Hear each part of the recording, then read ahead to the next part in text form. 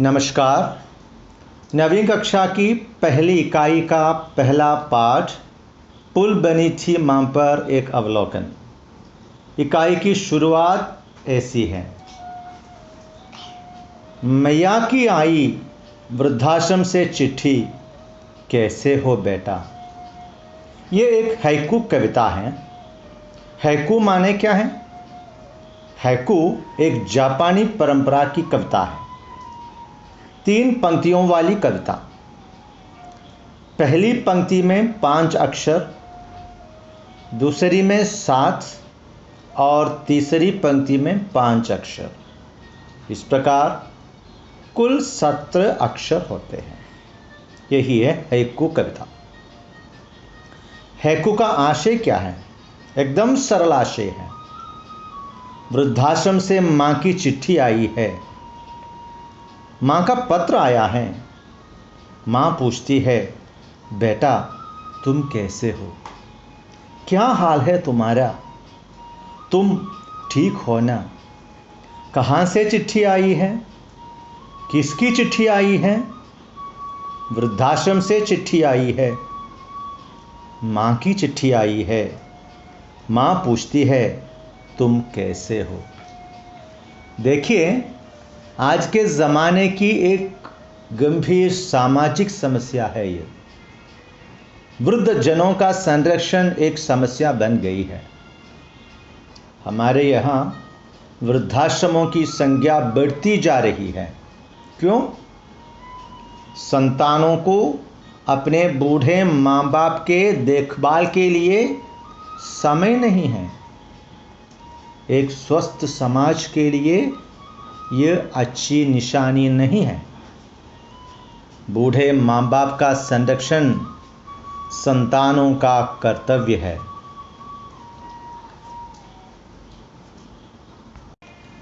अब हम कविता पर नज़र डालेंगे। कविता का शीर्षक है पुल बनी थी माँ। ये एक समकालीन कविता है। बुंदेली कवि श्री नरेंद्र पुंडरीक की समसामयिक कविता है पुल बनी थी माँ। कविता की पंक्तियां देखें। हम भाइयों के बीच पुल बनी थी माँ, जिसमें आए दिन दौड़ती रहती थी बेधड़क, बिना किसी हरी लाल बत्ती के हम लोगों की छुक छुक छक छक। हम भाइयों के बीच पुल बनी थी। अच्छा, पुल का क्या काम है, क्या कर्तव्य है पुल का? पुल का कर्तव्य है दोनों किनारों को आपस में जोड़ना, दोनों तटों को आपस में मिलाना। जोड़ने का काम, मिलाने का काम, यही है पुल का काम, यही पुल का कर्तव्य है। यहाँ किनारे कौन है? अच्छा, भाई बहन बाप, परिवार के जन, परिवार के लोग, इन सबको आपस में जोड़ने का काम कौन करती है?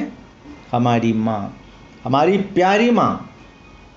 अच्छा, ऐसा हो तो उस पुल पर बिना बाधा के, बिना कोई रुकावट के चलने वाली गाड़ी है संतान, बेटे बेटियाँ, परिवार के अन्य लोग बेधड़क चलती रहती हैं, बिना हरी लाल बत्ती के।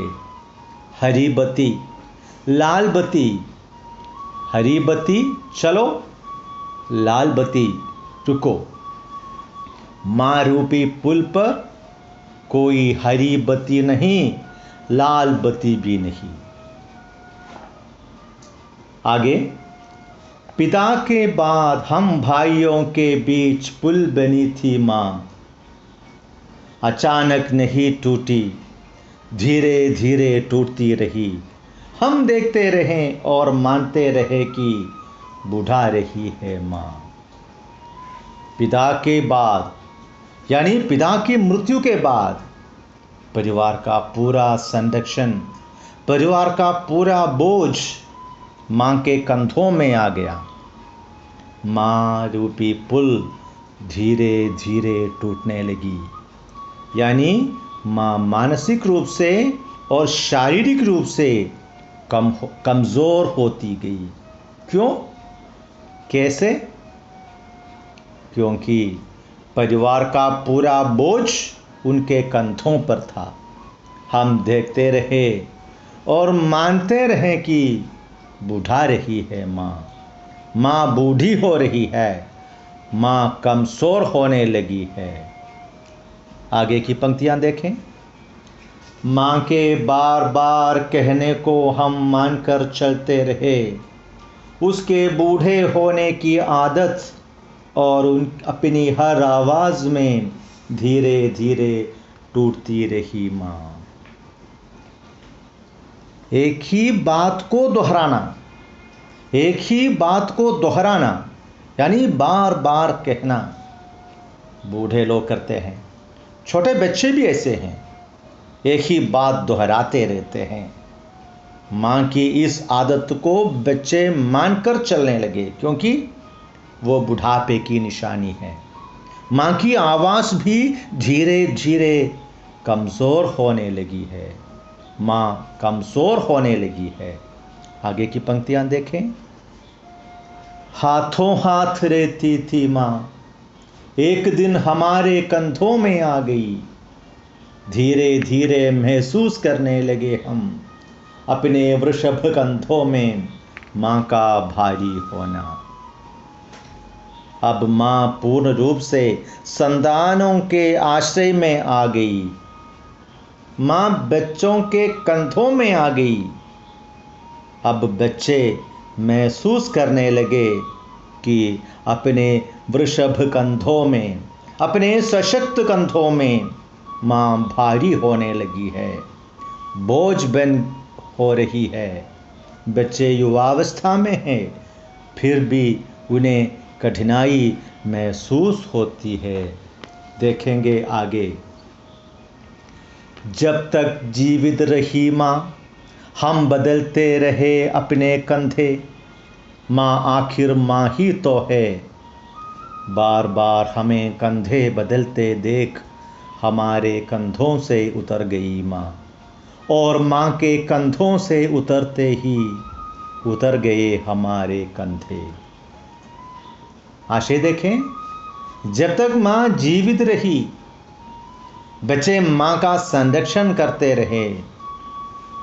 बच्चे बारी बारी से माँ की देखभाल करने लगे। बच्चों को अब अपनी प्यारी माँ बोझ सा महसूस होने लगी। बच्चों की यही हालत देखकर माँ स्वयं कंधे से उतर गई, यानी उनकी मृत्यु हो गई, उनका अंतिम प्रयाण हो गया।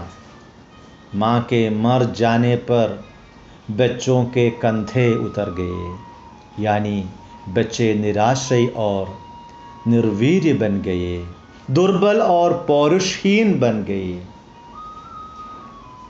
पुल बनी थी माँ एक प्रतीकात्मक कविता है।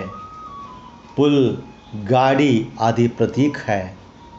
बुंदेली लोक जीवन से संबंधित मुहावरे जैसे वृषभ कंधा, कंधा बदलना, कंधा उतर जाना, कंधे से उतरना आदि कविता की जान है।